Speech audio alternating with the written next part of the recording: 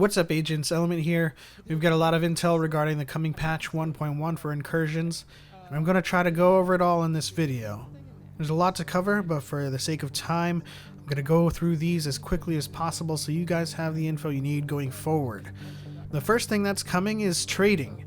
This will be limited to group members who were within proximity of dropped items in question, and there's a 2-hour limit to perform this trade. You can do it multiple times in between multiple group members, so it's not a one and done type of system. And for Dark Zone, you can only drop items for people in your group to pick up at checkpoints. We got a small confirmation that unique named weapons are coming with this update. It hasn't been fleshed out in detail, but I can assume that named NPCs will start to drop unique named weapons that have unique looks and talents. You can see here that we now have gear sets in the next patch. From the looks of it, there are several sets to pine for. Path of the Nomad, Technician's Authority, Striker's Battle Gear are just some of the few that were mentioned. These sets will afford the player a unique 4-set gear talent that is not available anywhere else. So there's a balancing act that has to occur here. Do you want to sacrifice individual high-end talents? Or do you want this 4-set piece bonus? Item level is now being replaced in this update with gear score, and as you can see in the footage, the score is now front and center. And you can see now which gear is better for you.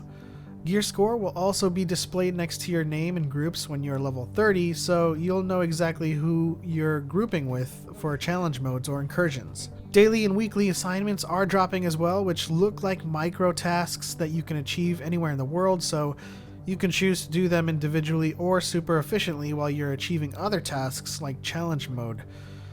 From what I see here, there are small tasks like killing Rikers or collecting materials.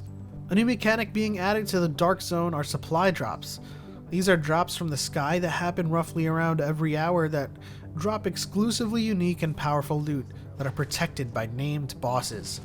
The first group that gets this loot keeps it, and the loot is not contaminated, so it does not need to be extracted, which I would assume would end oh so horribly, and thus it cannot be dropped. Spectator cameras are coming, so you can finally watch your teammates when you are dead and provide that much needed tactical support, and quite possibly not fall asleep while waiting for that revive.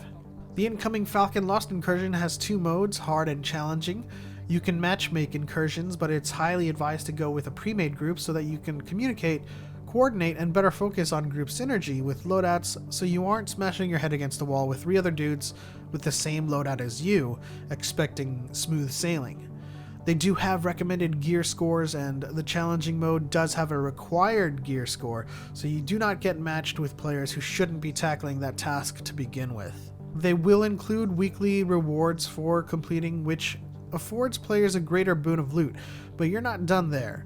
You can do these incursions repeatedly, just like challenge modes today, to receive rewards, and you can do it as much as you like. The first completion of the week will just drop more loot. I do want to mention also in this screenshot that I have here, there's this weird icon in the bottom of his player HUD that doesn't look familiar to me. It's either a gear set bonus or a buff, which would be very interesting to speculate upon, but that's for another video. That's it, guys. I hope you found this information useful. I look forward to patch 1.1 coming out, as we'll breathe some more life into an already great game. The patch is going to be dropping April 12th, less than 2 weeks from now, so get ready.